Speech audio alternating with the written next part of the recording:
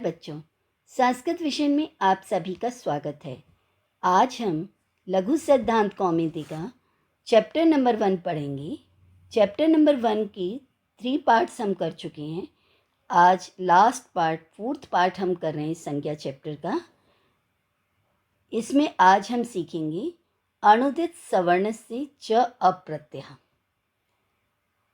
इस सूत्र का अर्थ देखते हैं क्या है। इस सूत्र में जो शब्द हैं पहले हम उनको अलग करते हैं। अण उदित सवर्ण से च अप्रत्यय। अब प्रश्न उठता है, अण क्या है? बच्चों, सबसे पहले मैंने आपको बताया था कि प्रत्याहार कैसे बनाते हैं। ये जो सूत्र थे ना, ऐ उण रे लिक, याद आए? 14 माहेश्वर सूत्र। हमने इनसे प्रत्याहार बनाने सीखे थे।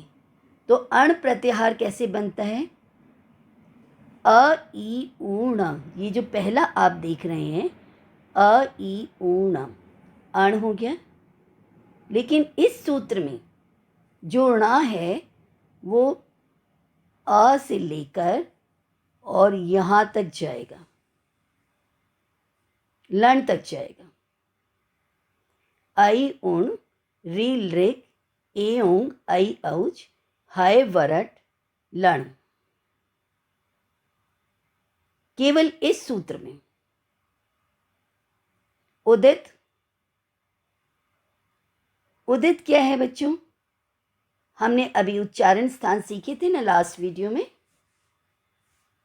पार्ट 3 में। याद आया आपको? अकुह विसर्जनीयाम कंठा ईचुशानाम तालु। तो ये जो कु चू टू तू पू, ये लेटर हमने पढ़े थे ना। अकुह विसर्जनीयाम कंठा में कु आया, ईचुशानाम तालु में चू आया, ऋटुषाणाम मूर्धा में टू आया। याद आया? Very good. तो कु से क्या मतलब हो गया? पूरा क वर्ग। चू से क्या मतलब हो गया? पूरा च वर्ग। और टू से मतलब क्या हुआ? पूरा ट वर्ग। और तू से मतलब क्या हुआ? पूरा त वर्ग। और पू से क्या मतलब हो गया? पूरा प वर्ग। तो ये जो है ये उदित वर्ण होते हैं, कु चू टू तू पू। तो सूत्र में कहा गया है कि अण उदित सवर्ण से च अप्रत्यय। अण हमने सीखा, अण क्या है इसमें? उदित सीखा हमने। सवर्ण होता है समान वर्ण। हमने तुल्य आस्य प्रयत्नम सवर्णम सीखा था ना लास्ट वीडियो में, कि जिनका आभ्यंतर प्रयत्न और उच्चारण स्थान सेम होता है उनको सवर्ण की संज्ञा कही जाती है। तो अप्रत्यय अण और उदित सवर्ण संज्ञक होते हैं, ये इस सूत्र में कहा गया है। सवर्ण संज्ञक होते हैं मतलब सवर्ण कहलाते हैं। सेम जैसे उसमें था ना तुल्य आस्य प्रयत्नम सवर्ण, ऐसे इसमें है अणुदित सवर्ण से च अप्रत्यय। अण उदित सवर्ण संज्ञक होते हैं अप्रत्यय होने पर। अब प्रश्न उठता है, अप्रत्यय क्या होता है? प्रत्यय किस, क्योंकि अगर हमने कहा कि ये चीज़ हमें नहीं चाहिए तो हमें ये तो पता होना चाहिए क्या नहीं है। जैसे हमने कह दिया कि कोल्ड कॉफ़ी मत लाना, बाकी कुछ भी ले आओ, तो ये तो पता करना पड़ेगा कि कोल्ड कॉफ़ी है क्या। तो उसी तरह से हमें पता करना पड़ेगा कि अप्रत्यय क्या होता है। अप्रत्यय जो प्रत्यय नहीं है, तो प्रत्यय क्या नहीं है? यहाँ पर ये कत्वा ल्यप तुमुन वाले प्रत्यय नहीं है बच्चों, ठीक है। प्रत्यय क्या है? प्रतीयते विधीयते इति प्रत्ययः। जिसका विधान किया जाता है उसे प्रत्यय कहते हैं। तो क्या मतलब हुआ कि जिसका विधान नहीं किया गया वो अप्रत्यय हो गया। ये जो 14 माहेश्वर सूत्र आए हैं, ऐ उण ऋल ऋक जो बने हैं, इसमें आपने देखा होगा ह्रस्व स्वर हैं सारे, दीर्घ स्वर नहीं है। तो दीर्घ स्वरों की मान्यता कैसे होगी? तो इसके लिए ये सूत्र बना दिया गया कि अगर हमने अ कहा है तो उसमें आ भी माना जाएगा, ई कहा है तो उसमें ई भी आएगी। तो क्लियर हुआ बच्चों? अनुदित सवर्ण से च अप्रत्यय अण उदित सवर्ण से च अप्रत्यय, अप्रत्यय अण और उदित सवर्ण संज्ञक होते हैं। समझ में आया आपको? फिर आगे चलते हैं हम। तद एवं अ इति अष्टादश सानाम संज्ञा। आ जो होता है वो 18 प्रकार का हो जाता है, 18 टाइप्स का हो जाता है। ठीक है, आई उण में जो अ है, अ कहने से केवल अ नहीं हुआ, अ ह्रस्व दीर्घ प्लुत 3 टाइप से हुआ। फिर ई भी, ऊ भी, री भी, इसी टाइप से। तो पहले क्या हुआ, ये 3 टाइप के हुए ह्रस्व दीर्घ प्लुत। फिर 3 जो हैं उदात अनुदात स्वरित होने से फिर 3 टाइप के और आगे हो गए। तो 3 3 सा कितना हुआ बच्चों? 9। फिर अनुनासिक और अनुनासिक 2 टाइप और बने उनके, तो 9 2 सा कितना हुआ? 18। तो जैसे अ 18 टाइप का हुआ, ऐसे ही ई भी, ऊ भी और री भी कितने टाइप के हो जाएंगे? 18 टाइप्स के होंगे। क्लियर? तो इसलिए कहा गया तद एवं अ इति अष्टादशानाम संज्ञा। आ जो है वो 18 प्रकार का हो गया। जो री है, अयु री री जो होता है, री जो है और री जो है, इसकी हम बात कर रहे हैं। री तो बन गया 18 टाइप का। जो री है उसका दीर्घ नहीं होगा। ह्रस्व दीर्घ प्लुत 3 टाइप हमने किए थे ना, तो जो री लेटर है उसका दीर्घ नहीं होगा। तो ये कितने प्रकार का हो गया फिर बच्चों? 12 टाइप्स का। तो इसलिए री कितने टाइप का हो गया? 12। और जो एच है, एच किससे होगा? जैसे आई ओन हमने स्वर पढ़े थे ना यहाँ पर, तो एच कहाँ से बन गया आपका? यहाँ से ए से लेकर ए ओ आई औ, ये जो लेटर हैं ये अच स्वर के एच स्वर के आ गए। तो एच में कितना हो गया हमारे पास? 12। एच में 12 क्यों हो गया? क्योंकि इसका ह्रस्व नहीं होता है। एच का ह्रस्व नहीं होता है, एच प्रत्याहार का, इसलिए क्या हो गया? इसका 12 टाइप्स हो गया। और री का क्या नहीं होता है? दीर्घ नहीं होता है। तो री कितने टाइप का हो गया? 12 हो गया। तो एच में कौन से वर्ण है? ए आई ओ औ, जो कि हमने यहाँ पर देखे थे। ये ना ए ओ आई औ प्रत्याहार बनाने सीखे थे ना हमने, इसीलिए, क्योंकि व्याकरण में प्रत्याहार आने चाहिए। जो भी हम कराते जा रहे हैं साथ साथ उसकी आप प्रैक्टिस करते जाइएगा। तो बच्चों इसमें बताया गया है तद एवं, तो इस प्रकार तत् प्लस एवं से तद एवं बन गया। तो इस प्रकार अ इति अष्टादशानाम संज्ञा, अ जो है 18 प्रकार की संज्ञा है। ठीक है, अ जो है 18 प्रकार के नाम वाला है। संज्ञा नेम को कहते हैं ना, हमने पहले क्लियर किया था। तथैव आकारो ओकारो, तो इसी तरह से अन्य स्वर भी होंगे। ऋकारस त्रिंशत। अब जो ऋकार है और ऋकार है, इनको मिलाकर ये 30 प्रकार का हो जाता है। री और री मिलाकर 30 कैसे हो जाएंगे बच्चों? री जो है उसके 18 टाइप्स पढ़े हमने यहाँ पर। री जो है वो है 18 टाइप्स का, और रे जो है वो हमने कितने टाइप का पढ़ा? 12 टाइप्स का पढ़ा। तो री और रे 18 + 12 कितना हो गया बताइए? 30। तो यहाँ पर क्या लिखा है? 63। ऋकार और ऋकार दोनों मिलाकर ये 30 प्रकार के होते हैं। एचो द्वादशानम, एच जो होता है, एच प्रत्याहार, वो 12 प्रकार का कहा गया है। ये हमने यहाँ क्लियर कर दिया। ठीक है बच्चों। तो अनुनासिक अनुनासिक भेदेन यवला द्विधा, य व ल, ये जो 3 लेटर होते हैं ना, ये जो आपका है य लेटर, व लेटर एंड ल लेटर, ये 3 लेटर्स होते हैं। ये अनुनासिक और अनअनुनासिक भेद से 2 टाइप्स के होते हैं। यवलव द्विधा, य व ल दो प्रकार के होते हैं।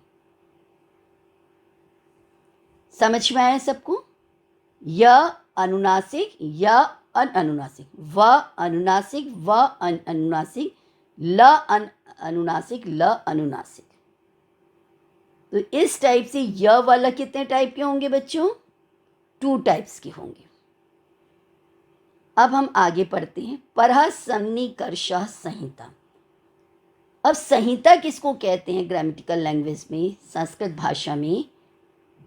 तो वो यहाँ पर सिखाया गया है। वर्णानाम अतिशयितः सन्निधि संहिता संज्ञः स्यात्। वर्णों की अत्यंत सामीप्य को संहिता कहते हैं। अत्यधिक निकटता होना, संहिता, बहुत नियर हो जाना, बहुत नज़दीकी हो जाना, लेटर्स का बहुत अधिक निकट हो जाना, उसको हम कहते हैं संहिता। इसको एक एग्जाम्पल से समझते हैं। विद्या प्लस आलय।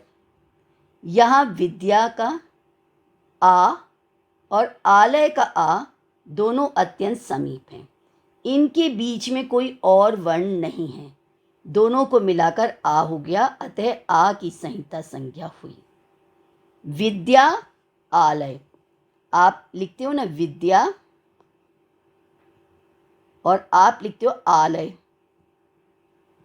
तो संहिता संज्ञा क्या है? आ और आ।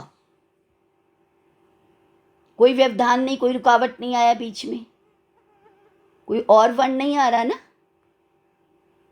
तो इस तरह से वर्णों की बहुत अधिक नज़दीकी जो होती है, समीपता जो होती है,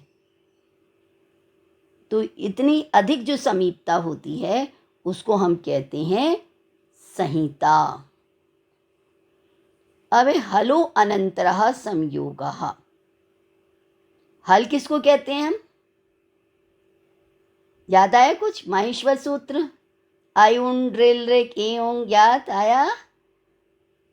गुड। ह से ल तक के जितने भी लेटर हैं वो बच्चों व्यंजन हैं, और अ से लेकर च तक के जो व्यंजन हैं, जो स्वर हैं, अ से लेकर च तक स्वर हैं और ह से ल तक व्यंजन हैं। तो ये हलो अनंतरः संयोगः, जिन दो व्यंजनों के बीच में किसी अच का व्यवधान ना हो। तो अभी मैंने बताया अच किसको कहते हैं, स्वर को या व्यंजन को? बताइए। यस राइट, स्वर। तो जब दो व्यंजनों के बीच में कोई स्वर ना हो तो उसकी संयोग संज्ञा होती है, अर्थात संयुक्त व्यंजनों की संयुक्त संज्ञा होगी। जैसे अध्यात्म शब्द है, ठीक है, अध्यात्म में ध और य, ये आप यहाँ देख रहे हैं अध्यात्म शब्द में है ध और य, इन दोनों के बीच में कोई स्वर दिख रहा है आपको? ध भी व्यंजन है और य भी व्यंजन है, तो इनका क्या होगा? संयोग संज्ञा। इस सूत्र के अनुसार अचों से अव्यवहित हल संयोग संज्ञक होते हैं, अर्थात जहाँ दो हल, हल मतलब व्यंजन, के बीच में कोई स्वर ना हो तो वहाँ पर हम कहेंगे संयोग।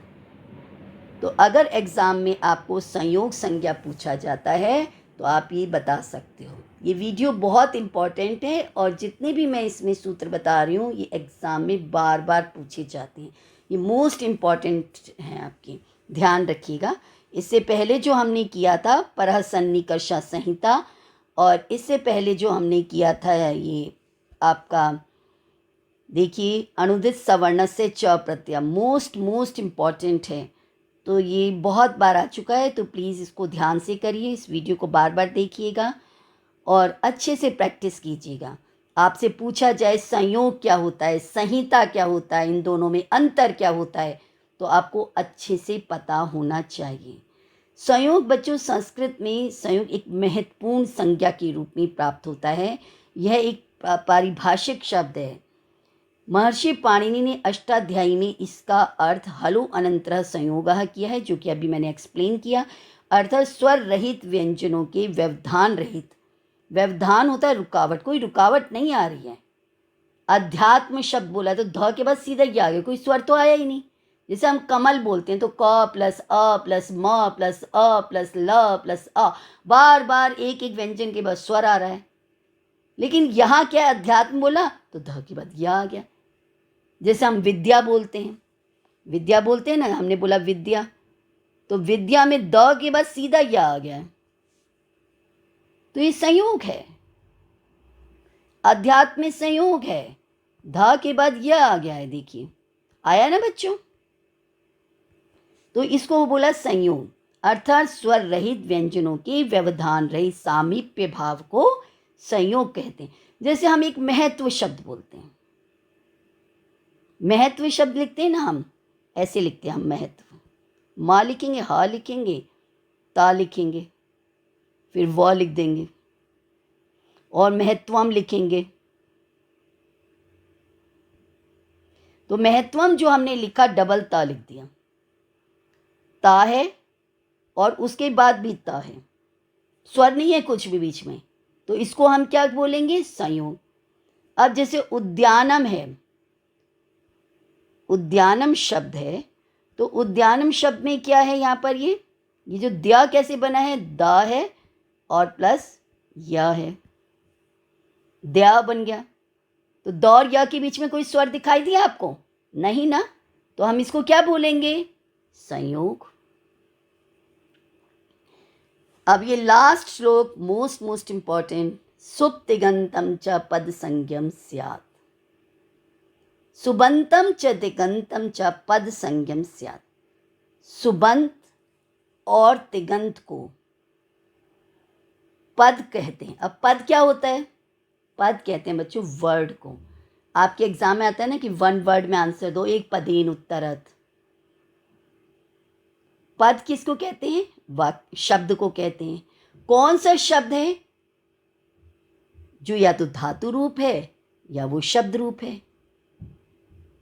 तो कैसे बना, धातु रूप और शब्द रूप से ही तो बनता है ना। अगर आपने कह दिया जल, तो जल को आप कैसे यूज करोगे, जलम जले जलानी बोलोगे ना, फलम फले फलानी, रामः रामौ रामः, तो उसमें कुछ ऐड करके कर रहे हो ना। एज इट इज रॉ को तो यूज नहीं करोगे ना, रॉ मटेरियल को। धातु तो एज इट इज यूज नहीं होगी, शब्द भी एज इट इज यूज नहीं होगा, वो विभक्तियों में बंध कर आता है शब्द। और धातु रूप, धातु के प्रत्यय जो आप याद करते हो, तीता अंति सीथा ता पट्टी पट्टा पठंती, है ना, याद आया। तो ये जो पट्टी पट्टा पठंती कहाँ से आए हैं, ये तिंग प्रत्यय कहलाए जाते हैं, ठीक है। और जो रामा रामौ रामा आता है, ये इसमें राम शब्द में, इन शब्दों में सुप प्रत्यय लगे रहते हैं। तो जब ये शब्द रूप के रूप में हो जाते हैं और धातु रूप के रूप में हो जाते हैं, तो इसको हम पद कहते हैं। अदरवाइज हम इसको पद नहीं कह सकते, हम शब्द कह सकते हैं। तो शब्द और पद में डिफरेंस आपको पता होना चाहिए। तो इसके लिए संस्कृत में वर्ड हैं सुप्तिगंतम च पद संज्ञम स्यात्। पद की संज्ञा, पद किसको कहते हैं, सुबंत और तिगंत को। सुबंत किसको कहते हैं, शब्द रूपों को। तिगंत किसको कहते हैं, धातु रूपों को। तो सुप है अंत में जिसका, वो है सुबंत। सु औ जस करके प्रत्यय बनते हैं, जो आगे की वीडियोस में हम आपको सिखाएंगे शब्द रूप कैसे बनाते हैं। और जब हम धातु रूप बनाने सिखाएंगे तब आपको तिंग प्रत्यय सिखाएंगे। तो तिंग प्रत्यय जो है वो बाद में जो उनका रिजल्ट आता है, जो फाइनली रिजल्ट आता है, वो आपका तीता अंति ही होता है, ठीक है। तो आपको पता होना चाहिए। तो सुप और तिंग प्रत्यय जिसके अंत में हो उसकी पद संज्ञा होती है, जो शब्द रूप वाक्य में प्रयोग के योग्य हो जाते हैं उनकी पद संज्ञा होती है।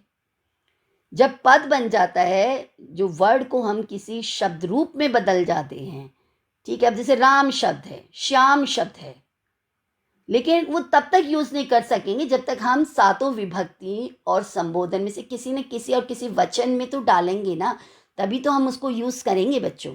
और ऐसी अगर हमने पठ कह दिया, तो पठ को हम एज इट इज कैसे यूज कर सकते हैं, हम उसको किसी पुरुष में डालेंगे, किसी वचन में डालेंगे, तभी तो यूज करेंगे। सह पठती, ते पठंती, तो सह तऊ ते शब्द रूप में आया और पढ़ती पढ़ता पठंती धातु रूप में आया। तो जो शब्द रूप है वो सुबंत हैं, जो धातु रूप है वो तिगंत हैं। तो सुबंतम च तिगंतम च पद संज्ञम स्यात्, सुबंत और तिगंत की पद संज्ञा होती है। अब जैसे गोल्ड है, आपने गोल्ड का कोई कॉइन कर लिया, तो आप उसको कैसे यूज़ करोगे? गोल्ड जो है अगर आपने ले लिया, उसको जो ठोस गोल्ड है, जब तक उसका कुछ बनेगा नहीं, उसको आप यूज़ नहीं कर पाओगे। उसका नेकलेस बनाओगे, उसकी कोई रिंग बनाओगे, तभी तो आप उसे पहन पाओगे। नहीं तो आप उसको ऐसे नहीं यूज़ कर पाओगे ना। तो ऐसे वर्ड को हम यूज़ नहीं कर पाएंगे जब तक कि हम उसे शब्द रूप में या धातु रूप में प्रयोग ना करें। तो तिंग प्रत्यय से धातुएं रूप बनते हैं और सुप प्रत्यय से हमारे शब्द रूप बनते हैं, ध्यान रखिएगा। संज्ञा के साथ, नाउन के साथ, प्रोनाउन के साथ सु औ जस आदि नाम वाले लगते हैं। 21 प्रत्यय होते हैं बच्चों। तिप तस झी आदि क्रियापदों में लगते हैं, जिसको हम ती तह अंति के नाम से जानते हैं। उनका बाद बनते 18 प्रत्यय विभक्ति संज्ञक हैं। सु औ जस जो आदि धातुओं के साथ ती तस तह अंति आदि विभक्तियों के साथ जोड़ने से सुबंत और तिगंत शब्दों की पद संज्ञा होती है। तो सुप तिगंतम पदम यथा रामः रामौ रामा, भवती भवता भवंती। भवती भवता भवंती में तिंग प्रत्यय लगे हुए हैं और रामा रामौ में सुबंत लगे हुए हैं, सुप प्रत्यय लगे हुए हैं। तो इनका वाक्यों में प्रयोग किया जा सकता है। और पाणिनि ने कहा अपदम न प्रयुंजीत, बिना पद के यूज नहीं करना है। ठीक है। अब जैसे आप कहीं से भी कुछ ले लेते हो तो उसको अच्छे तरह से ठीक करके तो उसको यूज करोगे ना। तो उसी तरह हम किसी शब्द को उठाते हैं तो उस शब्द को किसी शब्द रूप में डालेंगे, धातु लेंगे तो धातु को धातु रूप में डालेंगे, तभी हम उसको यूज़ कर पाएंगे। तो बच्चों, मैं उम्मीद करती हूँ आपको यह वीडियो क्लियर हो गया होगा, समझ में आ गया होगा। और अगर आपको समझ में आ गया है, मेरा वीडियो अच्छा लगा है, तो इसे प्लीज़ अधिक से अधिक लाइक, शेयर और सब्सक्राइब कीजिएगा। Thank you.